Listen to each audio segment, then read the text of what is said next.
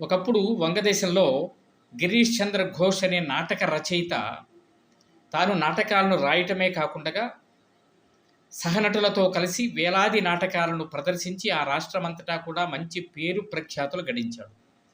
అలాంటి వ్యక్తికి తాగుడు దగ్గర నుంచి లేనటువంటి దురలవాటంటూ లేదు.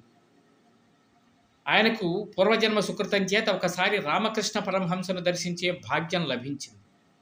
ఆయనతో కొద్ది నిమిషాలు గడిపిన తరువాత మరుక్షణం నుంచే ఆయనలో విపరీతమైన మార్పు వచ్చింది. అంతకుముందు ఉన్నటువంటి దురలవాట్లన్నింటినీ వదిలేశాడు. వివేకానంద స్వామి కూడా మెచ్చుకునేటంతగా ఆయన ప్రవర్తనలో మార్పు వచ్చింది. అంటే మహాత్ముల సందర్శన భాగ్యం ఒకసారి లభిస్తే జీవితాలు ఎలా మారిపోతాయో చూడండి. మనం కూడా అలాంటి మహాత్ములను సందర్శించే ప్రయత్నం చేద్దాం. లేనట్లయితే భగవద్భక్తుల కథలనైనా విందాం. జై శ్రీరామ్.